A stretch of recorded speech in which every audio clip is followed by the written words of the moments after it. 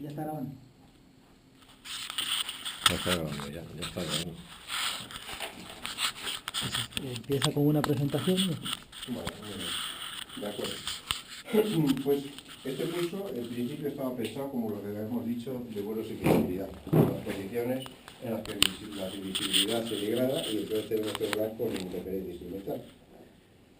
Lo que ocurre es que yo creo que vamos a pasar precisamente a llamarlo vuelo con referencias instrumentales, que va a ser un mejor aprovechamiento, porque como en definitiva se va a apuntar gente que no tienen tampoco una experiencia como para emprender vuelos emprender o seguir adelante en vuelos sin visibilidad, lo tienen que evitar todavía con más motivo que nosotros, pero de todas maneras hay un aprovechamiento en cuanto a este tipo de vuelo con referencias instrumentales que trasciende a la forma de volar en vuelo visual.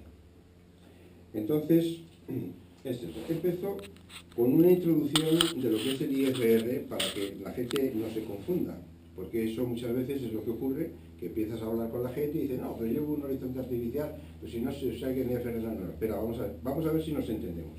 Un vuelo IFR es una cosa que desde un principio no tiene absolutamente nada que ver con un vuelo visual. En un vuelo IFR las condiciones meteorológicas pueden ser buenas, regulares o malas, da completamente igual, porque el vuelo desde el principio al final no se hace para nada con referencias visuales, es todo con referencias instrumentales. El espacio aéreo en el que nos movemos, aunque nosotros no lo utilicemos, está plagado de vías aéreas que tienen un nombre y un apellido. Estas vías aéreas tienen unos mínimos de altitud que dan la total seguridad de no encontrarse con el terreno, de nunca volar en el terreno. Entonces, ¿qué es lo que ocurre? Que tenemos en estas vías aéreas, hay los BOR, hay las intersecciones,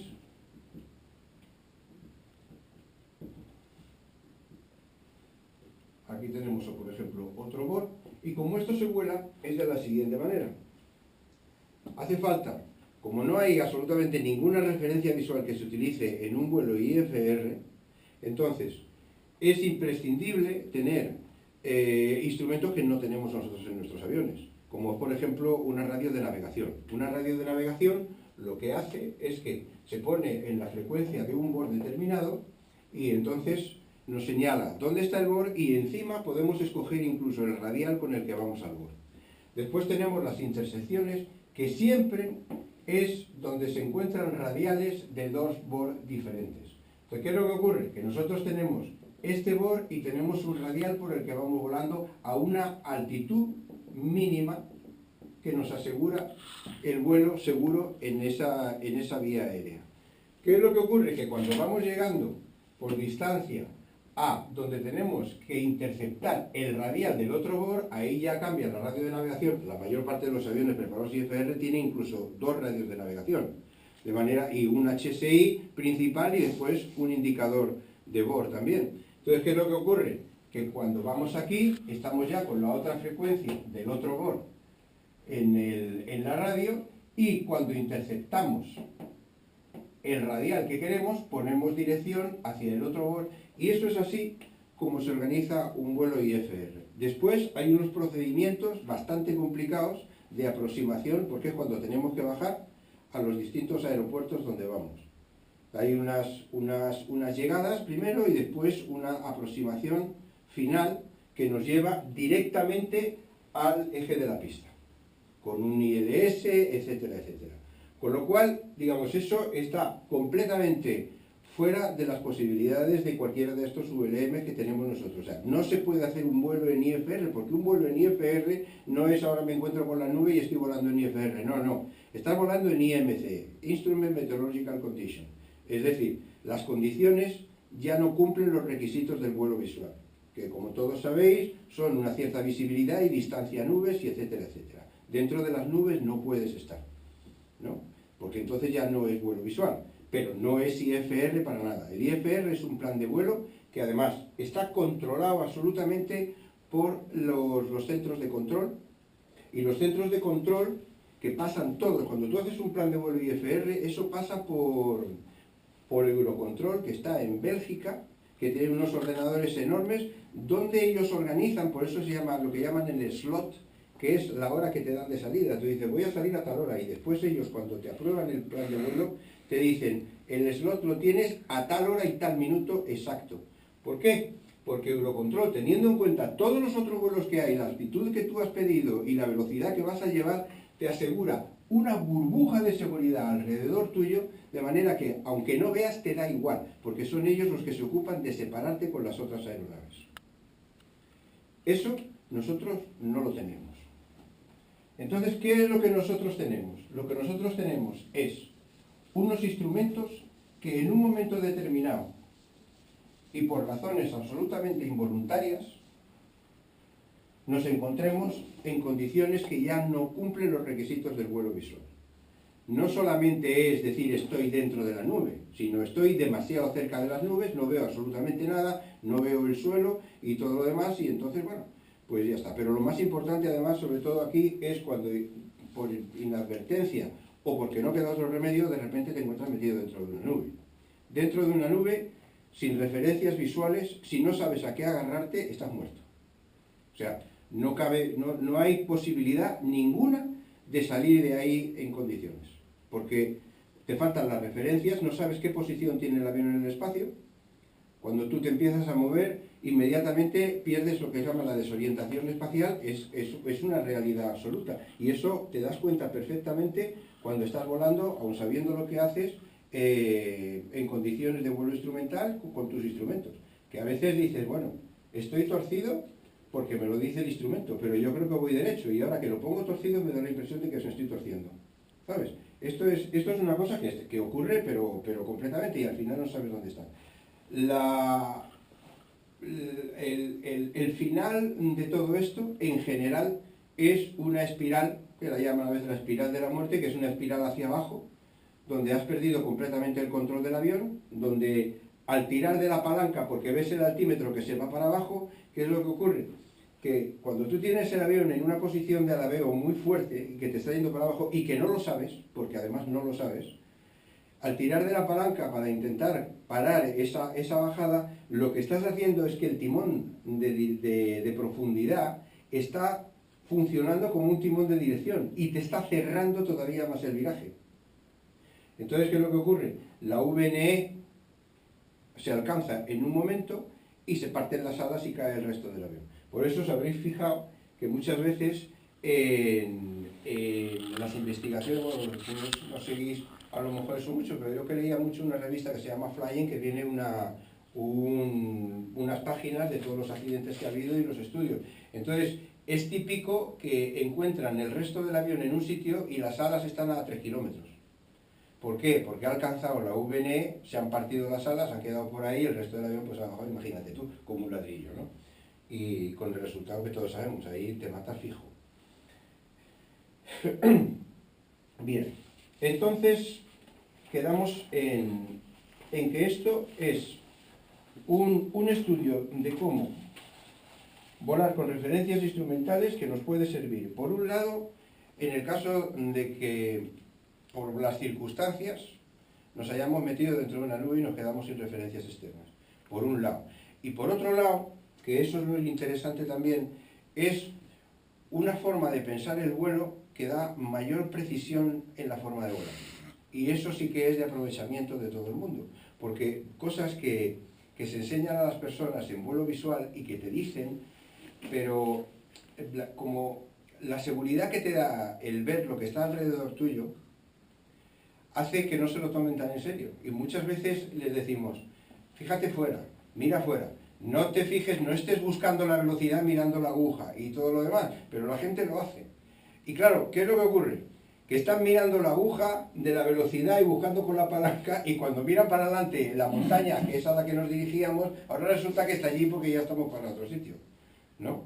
Entonces, eso es algo que se hace hincapié, pero nunca lo suficiente. Esto del vuelo con referencia instrumental da una disciplina que después se nota volando, porque claro, la gente a poco que lo piensen un poco, dicen, oye, Fíjate tú esto se puede aplicar también cuando tengo referencias visuales. Y es otra forma de volar y es una forma que es más precisa. Vamos a ver, cuando volamos con referencias instrumentales, lo primero que necesitamos son qué instrumentos utilizar. Hay una cosa que le llaman el SysPack, que es digamos el paquete de 6, comprendes, que es la configuración clásica de los aviones que están preparados para hacer un vuelo instrumental. Y esta, más en general, para los aviones de aviación general, es una distribución clásica de los instrumentos. Aquí te encuentras que ponen esto por aquí, aquello lo ponen por allá, pero, en fin, para lo que hacemos en general, pues te puede valer. Pero en la realidad, si te ves mal, tiene muchísima lógica este tipo de... Estos consisten en lo siguiente. Tienen un instrumento aquí, que es el horizonte artificial, que tiene el horizonte y la maquetita del avión, que suele ser una cosa así, que te dice y dónde estás el morro. Aquí tienes una serie de rayitas que te indican grados, por ejemplo, de 5, 10 grados, etc. Este es un instrumento tremendamente importante, porque esto se convierte en nuestra referencia visual. Lo que tenemos antes del horizonte lo tenemos aquí. Este es el horizonte. Después tenemos a la izquierda del horizonte el anemómetro. A la derecha, el altímetro. Debajo tienes por un lado norte, sur, este y oeste, un direccional. Aquí, a la izquierda del direccional, lo típico es una cosa que nosotros no vamos a tener, porque esto verdaderamente casi ningún avión lo tiene. Alguno he visto por ahí que lo lleva, que es el coordinador de viraje. El coordinador de viraje consiste en dos cosas. Por un lado, la bola. Y por otro lado, una maquetita también de avión con unas referencias que nos dan idea de si hacemos primero la coordinación del viraje con la bola, y después también es el tipo de viraje que estamos haciendo. Esto no tiene nada que ver con esto. Es decir, si el avión está cambiando de rumbo, estas alas se mueven. Me da igual que el avión esté derecho que no, porque es, ya te digo, un indicador de viraje, no es un horizonte artificial. Y lo que nos da estas rayas es para saber si vamos con un viraje estándar o no. En IFR es muy importante porque ellos se esperan a que cuando tú haces un viraje lo hagas a 3 minutos, cada 3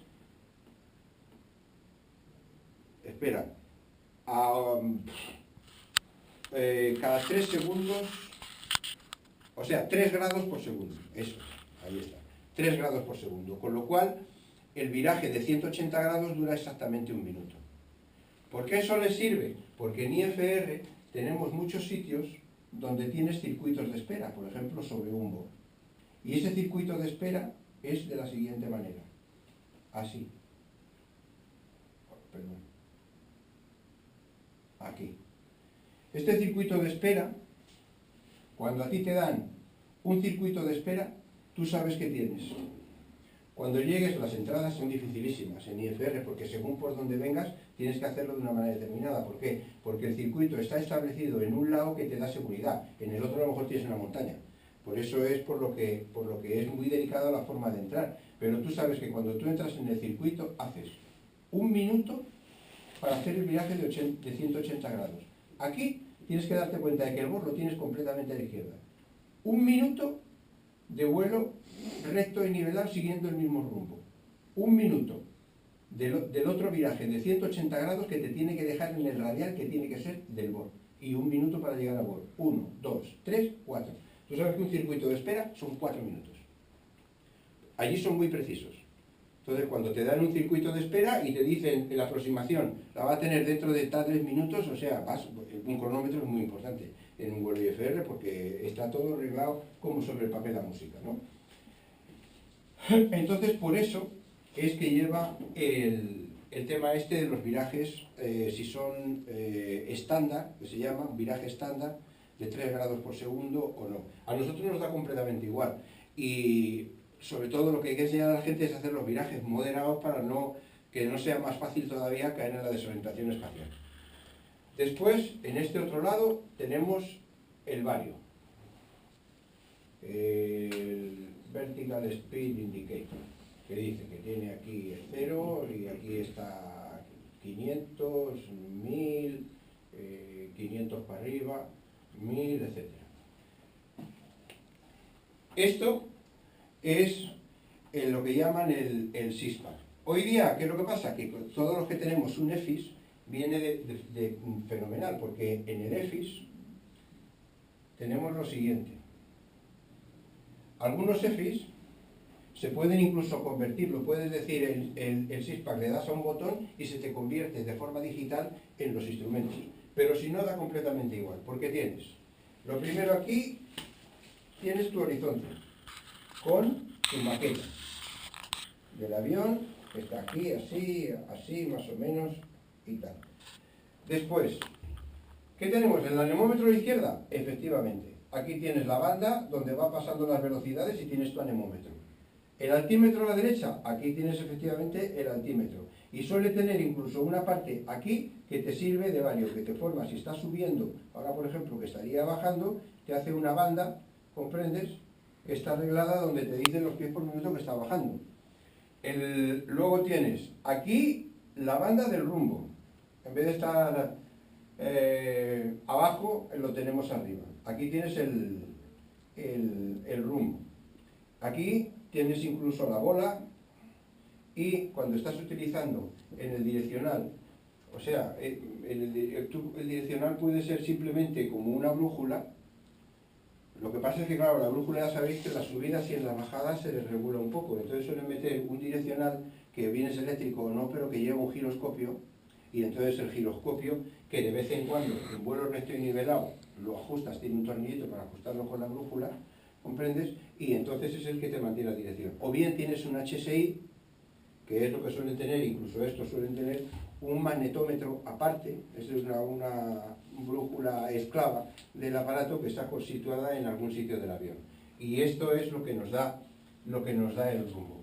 Y cuando las cosas van mejor todavía, tienes un HSI, que es un instrumento muy práctico, que tienes aquí una flechita, la parte de atrás de la flechita, y una parte central, que es la que te indica si estás en el radial que has escogido o no. Exactamente igual, es decir, por ejemplo, ahora mismo yendo para el norte y con la flecha así nos indicaría que nosotros hemos cogido para ir a un punto el radial directamente que va hacia el norte, vamos, el radial, un QDM, porque si el otro un QDR sería sur, y el avión nuestro estaría aquí. Aquí tendríamos el avión. Entonces, esto, HSI se llama Horizontal Situation Indicator, porque además es verdad, tiene la ventaja de que nos da una idea de qué posición tenemos en el espacio con respecto al rumbo que habíamos escogido.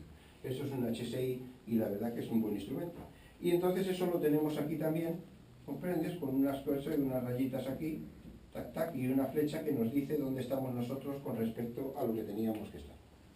Bien, entonces quiere decir que o con un horizonte artificial o la mayoría que tenemos algún tipo de EFIS, la cosa funciona y se puede hacer en un momento determinado un vuelo sin visibilidad con los instrumentos de los que disponemos en el avión. Si, ya te digo, si no hay ni EFIS ni horizonte artificial, es decir, si no tenemos un horizonte artificial, es imposible. Es un mínimo que hay que tener. Aunque, ya te digo, después para volar en visual y demás hay un cierto aprovechamiento de estas cosas, pero evidentemente entrar en una nube, eso hay que descartarlo totalmente porque es que verdaderamente no hay salida. Por eso a mí particularmente me parece, y al precio que están hoy día un pequeño EFIS de estos que se pueden incluso poner encima, a mí me parece que es una buena inversión en un avión, porque así como que dice la gente, pues que si hay nubes en el chat ese libre, pues no se sale o lo que sea, sí, muy bien, pero espérate, ¿y si me voy a Castellón? ¿Quién me asegura a mí que pasando la sierra de Cuenca o lo que sea, en un momento determinado no me voy a encontrar en un problema. O en una sierra, verdaderamente, si la ves fea, más te van a darte media vuelta antes de entrar, porque es una zona peligrosa. Pero muchas veces nos ha ocurrido, por ejemplo, no hace tanto tiempo, cuando nos íbamos a Friedrichshafen, que hay veces que hay entradas de niebla marítima y que te pueden meter en una trampa en un momento determinado. Y la zona es menos complicada porque estamos sobre el nivel del mar, prácticamente, porque es decir, hay un espacio entre nuestro vuelo y el terreno lo suficientemente considerable como para poder decir, bueno, no estamos tan mal. En cuanto a esto, otra cosa. Hoy día los GPS tienen una función que se llama terreno, una página que es de terreno, que te da una idea de lo que tienes alrededor, si está más alto o más bajo que tú. Eso, en el caso de que te metes en un jaleo de estos, pues la verdad es una ayuda inapreciable, es muchísima ayuda la que te da, porque por lo menos dice, bueno, ¿qué es lo que tengo alrededor? No hay rocas, ¿sabes? Entonces eso es una buena cosa. Muy bien. Bueno, pues una vez que hemos hablado de qué tipos de instrumentos hay que, o es conveniente tener en el avión y qué son los que se utilizan, tenemos que tener en cuenta una cosa. ¿Qué es lo que le estamos enseñando a la gente cuando están en vuelo visual? Lo que le estamos enseñando a la gente es, joder, los ojos fuera, estás en vuelo visual, estás en vuelo visual y tienen que ir los ojos fuera. ¿Qué dice? Tienes que cambiar tu altitud o tu velocidad o lo que sea. O estás subiendo y tienes que, no, el vuelo recto y nivelado. Le estamos diciendo que mire el morro del avión y el horizonte.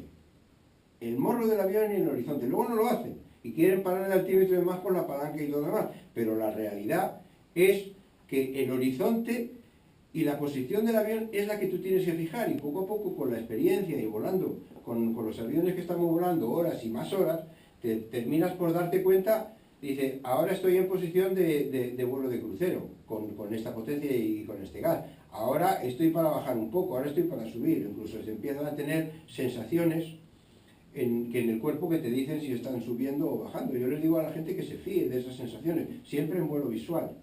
En vuelo instrumental no puedes hacerlo, porque, por ejemplo, tienes que tener en cuenta que cuando tú te metes en un viraje, si lo llevas coordinado, una de las formas de darte cuenta de que un vuelo es coordinado es que tú sientes tu peso por igual en el asiento.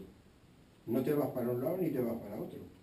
¿Por qué? Porque al hacer el vuelo visual, tú estás jugando con la fuerza centrífuga para centrar el avión. Entonces, ¿qué es lo que ocurre? Que en un vuelo sin referencias externas, si tú prolongas unos virajes, por ejemplo, y lo estás haciendo de forma coordinada, si tú te olvidas de mirar tu horizonte artificial, lo que te puede ocurrir es que cuando lo pongas derecho te va a dar la sensación de que te estás torciendo, porque te crees que vas derecho, y no vas derecho. Entonces, que es a lo que estábamos insistiendo mucho con la gente que mire fuera, que es lo que tiene que estar mirando. Pues aquí es exactamente lo mismo. El instrumento más importante que nos va a servir de referencia de posición del avión es el horizonte artificial. No tenemos referencia afuera, pero tenemos esta referencia. Entonces, es muy importante nunca perder de vista esta referencia. Por eso, cuando nosotros estamos actuando sobre los controles del avión para hacer algo y queremos ver si el resultado es el que estamos buscando, nosotros estamos centrados aquí. Y decimos, ¿llevo la buena velocidad? Aquí. Y de aquí, otra vez aquí. Porque voy a mirar el altímetro, a ver si el altímetro me está dando lo que me tiene que dar. Y entonces miro el altímetro, y del altímetro vuelvo a pasar al horizonte artificial. Y digo, ¿pero estoy yendo bien? ¿Es el rumbo que yo he escogido? Entonces, del horizonte artificial me voy al direccional. Y del direccional otra vez al horizonte artificial. Y exactamente lo mismo pasa con todos los instrumentos.